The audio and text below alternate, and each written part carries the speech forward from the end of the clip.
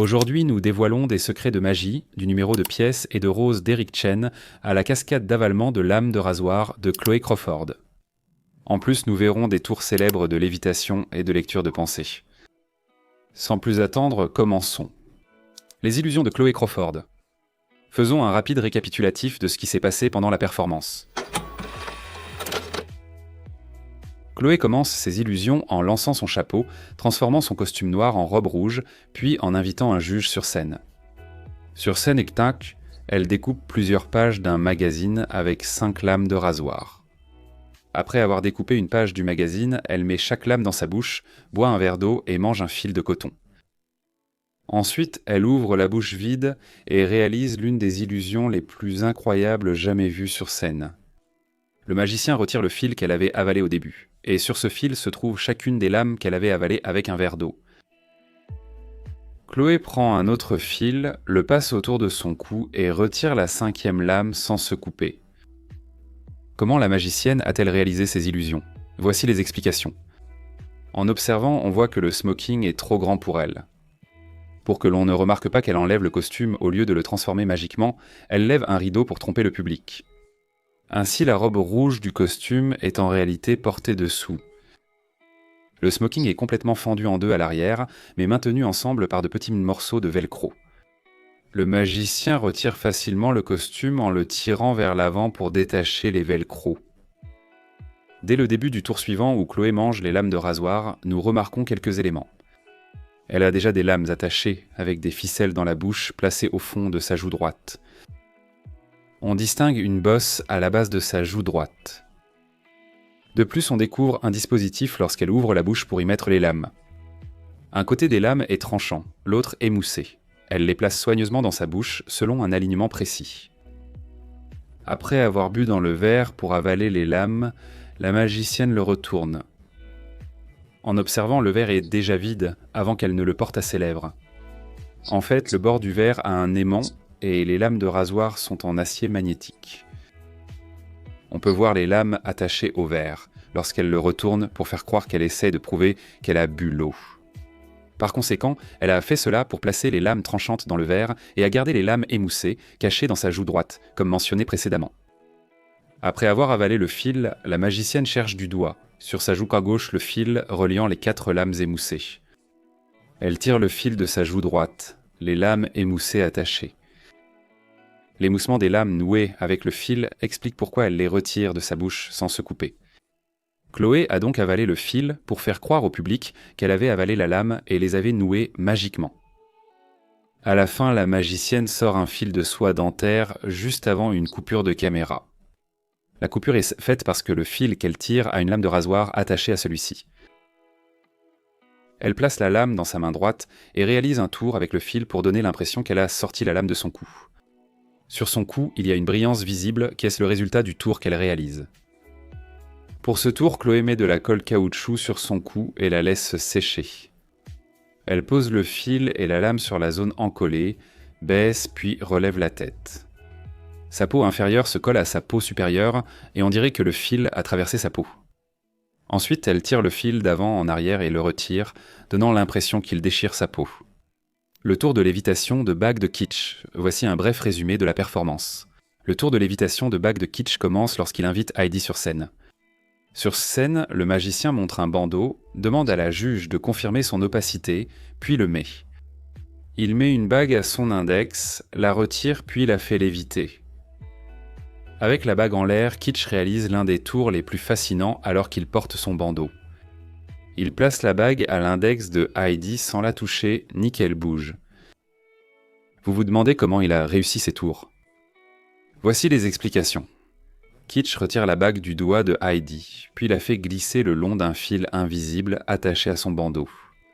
Cela lui permet de localiser l'extrémité du fil invisible avec la matière adhésive. Une fois que le magicien a sa main sur l'objet collant, il l'utilise pour attacher la bague au fil. Ensuite, il la fait tourner, effectue des gestes de la main pour donner l'impression qu'il fait léviter la bague, puis il la passe au doigt de Heidi sans la toucher. Le magicien se sert d'un fil invisible pour faire flotter la bague. Il utilise 2 morceaux de cire de magicien noués à une extrémité du fil et fixés à la bague. Il attache l'autre morceau de cire à l'extrémité du fil et à son bandeau. Il fixe une extrémité au bandeau et laisse l'autre pendre. L'anneau tourne autour de l'axe des Y, alors qu'on s'attendrait à ce qu'il tourne autour de l'axe des X, mais ce n'est pas le cas comme vous pouvez le voir dans cette démonstration ralentie lorsque le magicien le fait tourner. La raison derrière cela est le moment angulaire. En conséquence, l'anneau commence à vaciller dès que la vitesse de rotation diminue. Il évite aussi volontairement le fil invisible en passant son doigt au-dessus et en dessous, avec un mouvement circulaire. Nous remarquons que son front reste verticalement parallèle à la position de l'anneau tout le temps, même lorsqu'il le fait flotter jusqu'au doigt de Heidi. La trace de cire est visible sur la partie extérieure de l'anneau lorsqu'il se pose sur le doigt de Heidi, ce qui confirme notre explication sur la façon dont la cire est fixée. L'anneau ne flottant pas, le magicien le prend du doigt d'Heidi et y pose la cire. Il a agi ainsi car retirer son bandeau avec l'anneau encore attaché révélerait son tour. L'illusion du ballon d'Aiden. Récapitulons rapidement la performance. Le spectacle débute. Simon choisit une carte dans le jeu alphabétique d'Aiden. Aiden offre une boîte cadeau à Heidi et invite Terry sur scène. Sur scène, le magicien donne des fléchettes à Terry. Ensuite, il entend et les trois. Il demande à Simon de choisir un ballon sans sa prédiction parmi les 4 ballons sur scène. Simon choisit le ballon rose, Howie choisit le ballon jaune, Heidi prend le ballon bleu et tous sont vides après que Terry les ait éclatés. Le 4e ballon vert contient la prédiction du magicien, une carte de pieuvre violette. Au début, Simon a choisi une carte qu'Aiden lui a demandé de cacher. Cependant, une fois que le ballon vert éclate et que le magicien montre sa prédiction, il demande au juge de montrer sa carte. Fait fascinant, la carte et la boîte cadeau de Heidi contiennent toutes deux une pieuvre violette en image et en peluche. Pour montrer qu'il savait que ses prédictions étaient en juste, chacun reçoit un ballon contenant une carte de pieuvre violette. Comment le jeune magicien a-t-il fait ses tours ? Eh bien, voici l'explication. Au début de l'illusion, lorsque Aiden demande à Simon de choisir une carte dans son jeu, il utilise la technique du Slip Force pour forcer la sélection. Pour effectuer ce mouvement, le magicien presse le jeu avec l'auriculaire, l'annulaire et le majeur de la main gauche. Il pose son pouce sur le coin supérieur du jeu et enroule l'index derrière le paquet. Ensuite, Aiden fait défiler le côté du jeu avec son pouce jusqu'à ce que Simon lui dise d'arrêter. Une fois que le magicien s'arrête, il pose sa main droite sur le jeu et exerce une pression sur le jeu avec son majeur, son annulaire et son index de la main gauche. Avec sa main gauche exerçant une pression sur le dessus du jeu, il retire les cartes du dessus du jeu en excluant la carte du dessus. Ce mouvement permet à Aiden de glisser la carte du dessus vers le bas quand Simon lui dit d'arrêter et qu'il la lui rend. La partie où le magicien demande aux juges de choisir leur ballon préféré était un choix libre car il n'a pas influencé leur décision. Cependant, chacun des ballons choisis par les juges contient un petit morceau de carton de la même couleur que le ballon qui le contient. Ainsi, quand les ballons éclatent, le carton à l'intérieur ne suscite pas de soupçon car il a la même couleur que le ballon. Après l'éclatement des 3 ballons choisis par les juges, il s'avance vers le 4e, main dans la poche droite. Il a une carte octopus pliée dans sa poche. Il secoue le ballon vert pour prouver qu'il n'est pas vide. Mais comme les ballons éclataient précédemment, il contient du carton de la même couleur que le ballon. En secouant le ballon, Aiden révèle plusieurs objets à l'intérieur. Ces objets ont une forme étrange car ce sont des morceaux déchirés, pas des rectangles comme la carte qu'il choisit dans le ballon éclaté. Ainsi, la carte choisie dans le ballon vert éclaté est déjà dans sa main avant que Terry ne l'éclate. De plus, la boîte cadeau qu'il a offerte à Heidi au début de son spectacle semble contenir une peluche de pieuvre. Il est donc clair qu'il impose le choix de la pieuvre durant tout le numéro. L'illusion d'équilibre en lévitation de Xavier. Au début du tour, Xavier lit un livre et est assis confortablement sur sa chaise. Un homme arrive et enlève sa chaise derrière lui. Au lieu de tomber sur ses fesses, il se passe quelque chose d'incroyable. Le magicien paraît flotter, défiant la gravité ou assis sur une chaise invisible. Assis en l'air, on lui demande de lever les pieds, il lève le gauche. Même lorsqu'il lève sa jambe gauche, son corps reste confortablement assis dans les airs et il ne semble pas du tout en difficulté. Comment Xavier a-t-il réalisé ses illusions ? Eh bien, voici le secret.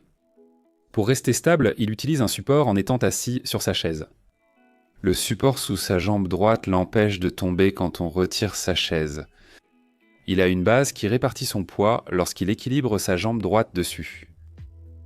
Dans la vidéo, le magicien en short est filmé sous tous les angles, mais le support reste invisible. Pour vérifier un support sous sa jambe droite, Xavier lève la gauche pour voir si sa chaise a été retirée. Bien qu'il soit invisible, il est bien là, car c'est la seule raison pour laquelle il peut s'asseoir confortablement dans les airs. Pour le rendre invisible dans la vidéo, celle-ci a été modifiée avec l'effet de chrominance similaire à un fond vert. Pour rendre le montage vidéo possible, le support sur lequel repose sa jambe droite est peint en vert, ce qui correspond à l'exigence d'un montage sur fond vert. De plus, l'ombre de la poutre où Xavier est assis n'apparaît que lorsqu'elle passe sous sa jambe droite. Ainsi, cela n'interfère pas avec les ombres visibles à l'arrière-plan dans la vidéo. S'il s'assoit sur une chaise verte au lieu de la poutre de soutien, manipuler son ombre rendra la scène étrange. Le tour de la rose d'Eric Chen. Faisons un rapide récapitulatif de ce qui s'est passé pendant la performance. Eric commence la performance en invitant Heidi à s'asseoir avec lui à une table sur la scène. Le magicien prend une rose rouge sur la table, laissant 2 pétales aux extrémités. Il transforme le pétale de rose du côté droit de la table en pièce de monnaie, prend la pièce et la fait disparaître dans les airs. En quelques secondes, il fait réapparaître la pièce, la fait disparaître plusieurs fois, puis la transforme en enveloppe rouge. Cette enveloppe contient 4 cartes blanches, mais il y fait apparaître une image sur chacune d'elles par magie. Puis, Eric transforme le 2e pétale de rose en carte blanche. Le magicien touche la table avec la carte pour faire réapparaître la pièce et laisse tomber la carte dessus. Il prend la rose et pousse la carte blanche hors de la table avec. 3 pièces apparaissent près de celle citée, Eric y laisse tomber la rose puis elles deviennent une photo des juges. Il place la rose dans un verre à fleurs apparu dans ses mains et l'offre à Heidi. Comment a-t-il réalisé ces tours ? Le magicien utilise le mécanisme à rabat pour transformer un pétale de rose rouge en pièce de monnaie. Le rabat est une carte magnétique en papier, dissimulée et imitant le motif de la table en bois de pin. La carte camouflée est posée sur la pièce, le pétale de rose sur la carte. Eric attire magnétiquement la carte avec le pétale pour révéler la pièce. Il effectue ce tour avec un accessoire magnétique discret à sa main droite. Cela ne se remarque pas parce que l'accessoire est caché à la vue de tous. Même si l'on regarde de près, il est impossible de le détecter car sa couleur est identique à celle de la paume d'Eric. Le magicien fait disparaître la pièce de sa main et la fait réapparaître continuellement en utilisant la technique de rétention de pièces. Il a fait cela en tirant la pièce dans ses doigts, repliée avec son pouce droit en une fraction de seconde. Avant de transformer la pièce en enveloppe rouge, il pose sa main gauche sur la table. Bien que nous ne remarquions pas l'enveloppe dans sa main gauche lorsqu'il la sort, elle n'était pas visible parce que l'enveloppe rouge était tenue en paume Tenkai, ce qui la dissimule complètement. Une fois qu'Eric saisit l'enveloppe rouge avec sa main gauche, il la rapproche de sa poitrine et la presse contre celle-ci. Il place son pouce gauche sous l'enveloppe et la pince avec son index pour la révéler. En même temps, il réalise le tour de rétention de la pièce pour donner l'impression qu'il transforme la pièce en enveloppe rouge. Il semblait sortir 4 cartes, mais il en avait en réalité 5 en main. Nous fournirons un schéma pour expliquer comment il fait le tour. Dans le schéma, les cartes du dessus représentent les faces des cartes, tandis que celles du dessous représentent les dos. La première carte à gauche est complètement blanche et porte la lettre B, tandis que le dos des cartes avec une image est désigné par la lettre A dans le schéma. Seule la face des 4 autres cartes est blanche, tandis que le dos révèle une image qui apparaît magiquement durant le tour. Lorsqu'il a montré les cartes au public, il n'a pas montré les 2 côtés des cartes. Au lieu de cela, il montre uniquement les 2 côtés de la carte qui est blanche des 2 côtés et ne montre qu'un seul côté des autres cartes.